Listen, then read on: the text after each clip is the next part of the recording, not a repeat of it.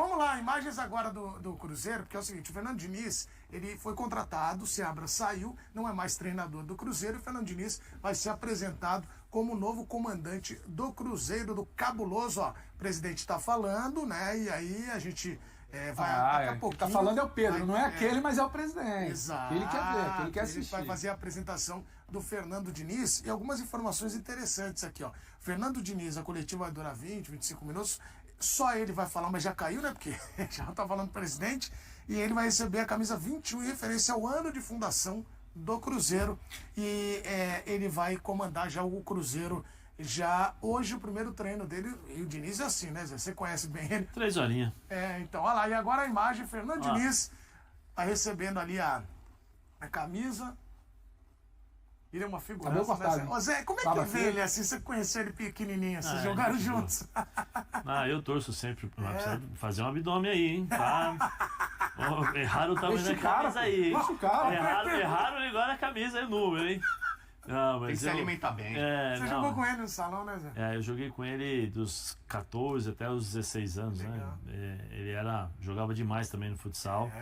Conheço a família, tudo, gente boa demais, e eu torço pelo sucesso dele, né? Já não é de agora, desde quando ele foi treinador do Atlético Paranaense, eu havia apostado que ele seria o treinador revelação do campeonato. Depois aconteceram várias coisas e o ano passado no Fluminense ele comprovou realmente a capacidade que ele tem de treinar os seus times. É um meio peculiar, né, dele, é uma forma peculiar, como eu dizer, né, de treinamento, de esquema de jogo, de formatação de partidas, de entendimento, o comportamento dele dentro de campo lembra muito dos treinadores do passado, mas eu acho que as equipes dele eu gosto de assistir. Eu gosto de assistir o jogo dos times do Fernando Diniz, porque lembra muito o passado, né?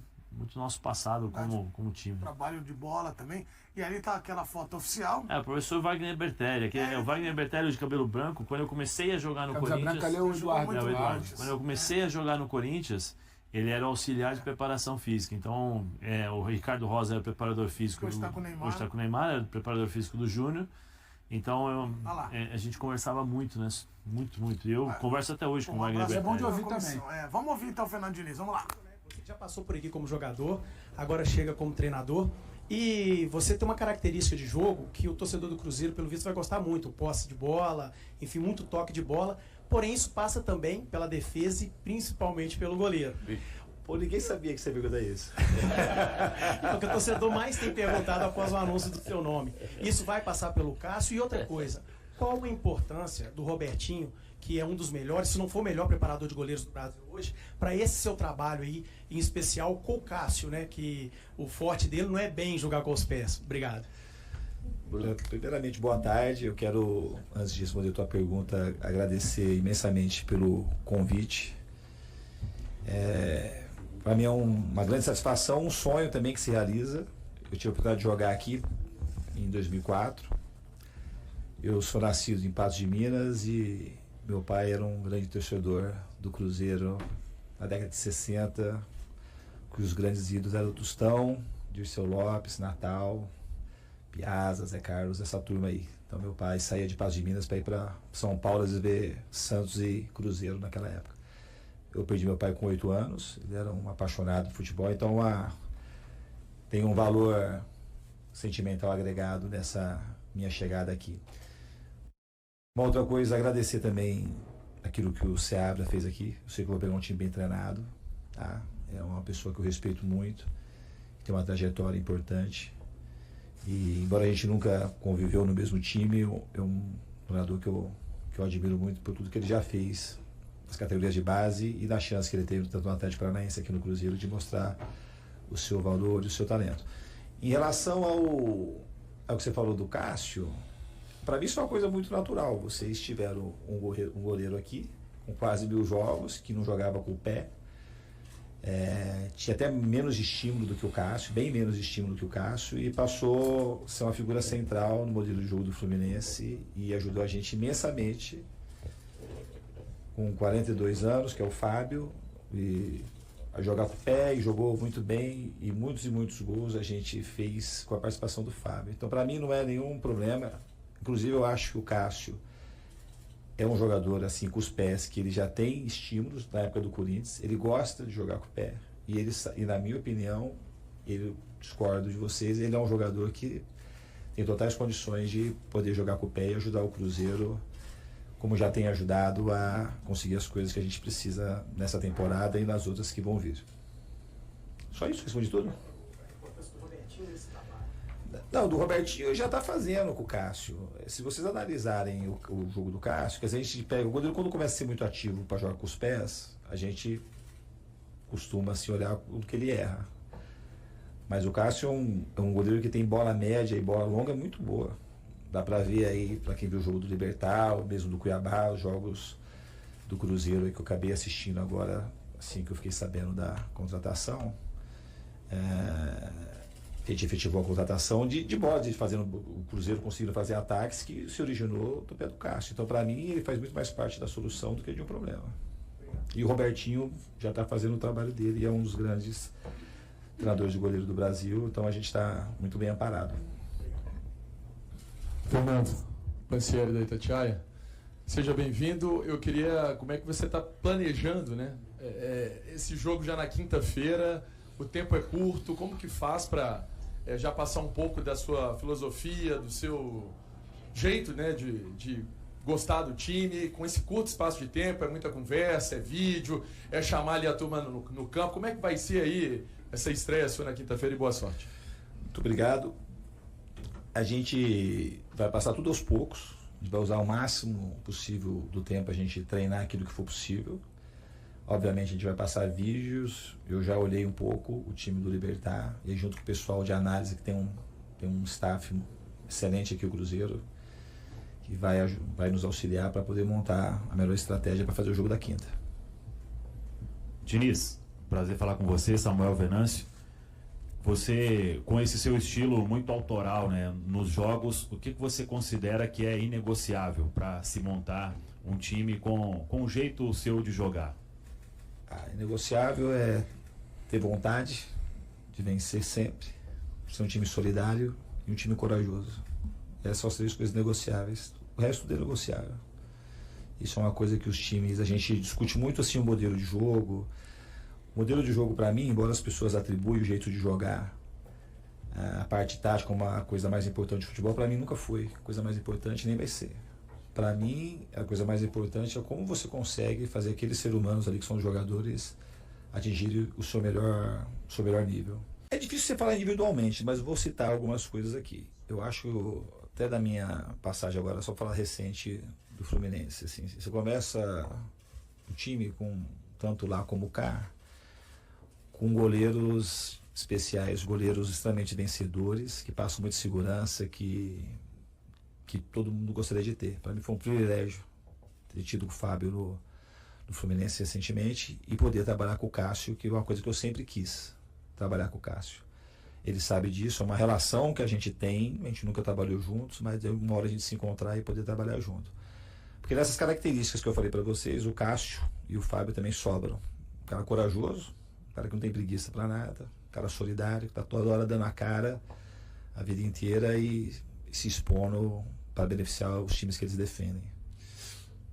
Eu não respondi tudo, não. Eu do elenco, em relação ao elenco, alguns jogadores eu já conheço, o Caio Jorge trabalhou comigo no Santos. Continua jovem, mas era mais jovem ainda.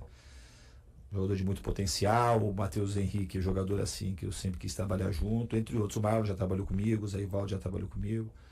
E é um time que eu gosto muito. O próprio Matheus Pereira, que está fazendo, desde quando chegou aqui, está brilhando imensamente. Então a gente espera, de fato, potencializar os jogadores no seu maior nível para que o Cruzeiro consiga avançar cada vez mais. Diniz, Guilherme Macedo, TV Globo, e até sobre essa questão de potencializar jogadores, né? Clara desses exemplos, o Fluminense com você, que voltou ao alto nível que ele tinha apresentado lá atrás. E sobre o Matheus Pereira, que também é um meio armador, obviamente com as características dele. Queria saber de você o que você pensa sobre esse jogador dentro do seu estilo de jogo, se de alguma forma pode oferecer algo parecido com o Ganso no Fluminense, que foi diferente do que a gente já tinha visto dele na carreira também.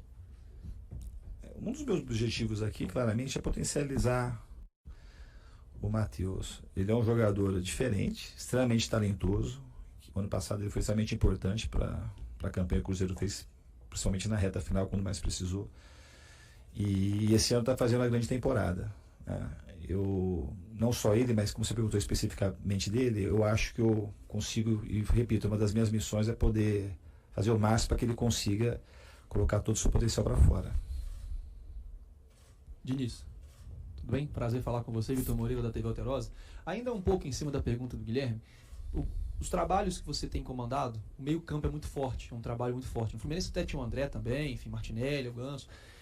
No Cruzeiro você tem esse tipo de jogadores também muito parecidos. Você tem o Matheus Pereira, que ele acabou de dizer, o Matheus Henrique, tem o Romero, que é um pouco mais de contenção. O que você imagina desse meio campo do Cruzeiro, assim, em relação a toque de bola que você gosta, em relação à marcação com o Romero, por exemplo, aquele cara que busca um pouco a jogada lá atrás para fazer, o Matheus Henrique pode ser esse cara. Então o que você imagina do meio campo do Cruzeiro em relação a esses 3 jogadores? Eu acho que são não só esses 3, como outros que você não citou. O Cruzeiro tem jogadores muito capazes e a tendência é muito clara de que a gente se dê muito bem.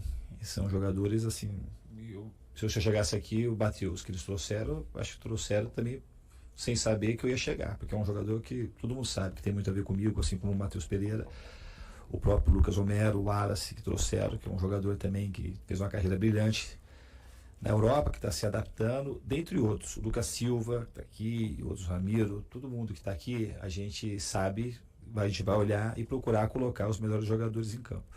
Mas é um time que tem jogadores que têm características particulares que encaixam muito bem naquilo que eu penso sobre futebol. Diniz, boa tarde. Gabriel Moraes, do Jornal o Tempo. Queria saber como que surgiu esse convite do Cruzeiro. Se ele realmente aconteceu ontem pela manhã, ou se já haviam conversas nos últimos dias, e qual que foi o diferencial para você aceitar a proposta da Raposa?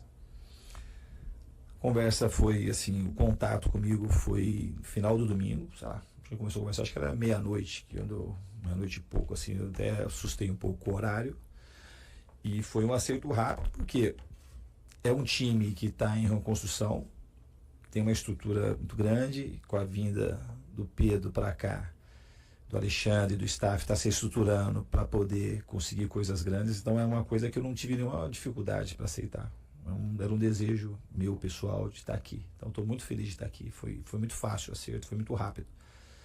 E agora a gente poder colocar isso uma velocidade cada vez maior para a gente conseguir os objetivos que a gente deseja juntos. Respondi tudo? Boa tarde, Diniz. Mike Costa, da Trivela. Um prazer falar com você. Seja bem-vindo a Belo Horizonte. O Cruzeiro, historicamente, é um time que assim, seus principais times são times conhecidos pela qualidade técnica, ofensividade, toque de bola, né? Tem os times copeiros também, mas o torcedor gosta muito desses times mais técnicos. E isso parece casar bem com o seu estilo, né? Se você demonstra gostar. Eu queria que você analisasse isso, essa simbiose que pode acontecer se você tem essa visão entre o seu estilo de jogo e o estilo de jogo histórico do Cruzeiro. Obrigado. Eu acho que nesse sentido tem tudo a ver aquilo que eu penso sobre futebol e a história que a gente pode chamar do DNA do clube. Os times que marcaram a época no Cruzeiro, além de ganhar os títulos, eles produziram algo a mais do que ganhar os campeonatos. Isso é uma coisa para mim muito importante, que marca de maneira especial na vida do torcedor do Cruzeiro. E quem não torce para o Cruzeiro, como posso citar, o que eu não vi, para citar 2, o time da década de 60, quem não é cruzeirense vai saber que é o time, foi fã do Tostão, foi fã do Seu Lopes e gostar de ver o time jogar, como o time de 2003 aqui, que depois acabei jogando aqui em 2004, que marcou uma época, ganhou todos os títulos, mas vai lembrar do Alex e gostava de ver o Cruzeiro jogar. Inclusive os adversários gostavam de ver o Cruzeiro jogar. 2013 e 14, só 13? 14 também, né? Então, esse time também foi marcante. É difícil ter alguns times de campeonato, sempre difícil. Mas isso faz parte e o Guarajá tem razão. Foi um time também que encantou, sabe? Que projetou de uma maneira exponencial o Everton Ribeiro, o Ricardo Goulart e essa turma que fez aquele time acontecer. Muito bem, tá aí a apresentação do Fernando Diniz como técnico do Cruzeiro. A primeira pergunta, Zé Elias, já foi sobre o Cássio. Não teve nem oi, tudo bem, seja bem-vindo. O que você imagina já sobre o desafio do Cássio? Sim, mas foi o que nós falamos aqui ontem, né?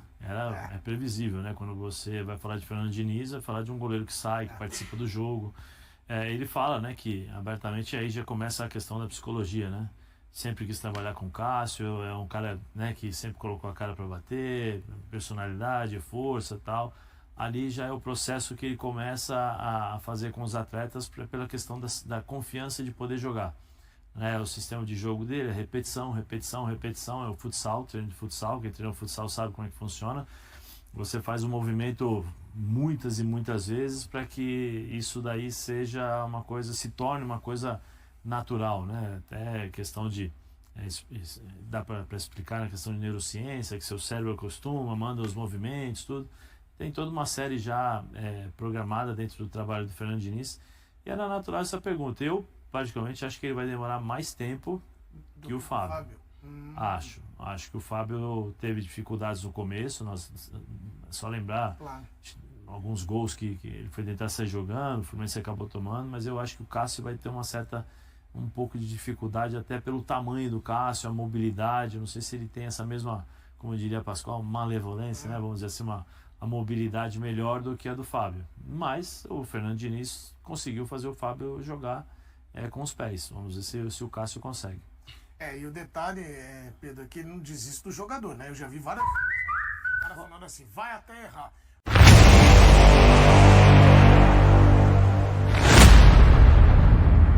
Se o Cruzeiro vencer o Libertad, a semifinal da Copa Sul-Americana será disputada fora de casa. O vencedor do confronto entre os brasileiros e os paraguaios enfrentará uma equipe argentina ou colombiana. A definição dos mandos de campo é feita com base na classificação na fase de grupos, sendo o time com melhor desempenho o mandante no jogo de volta. O Cruzeiro liderou o Grupo B com 12 pontos, enquanto o Boca Juniors acumulou 11 e o Libertad teve 7 na Libertadores. Na outra chave da competição, o vencedor do duelo entre Lanús e Independiente Medellín enfrentará o vencedor do confronto entre Cruzeiro e Libertad. Os argentinos fizeram 13 pontos em sua chave, assim como os colombianos. A decisão do título será em jogo único em Assunção, no Paraguai, contra um dos possíveis adversários, Fortaleza, Corinthians, Atlético e Racing. O Cruzeiro joga em casa na próxima quarta-feira contra o Libertad, após vencer por 2-0 em Assunção. E aí, galera? O que acharam? Deixe nos comentários. Não se esqueçam de deixar o like e de se inscreverem no canal e ativar o sininho para receber as notificações. Até mais, Nação Celeste! Vamos pra frente!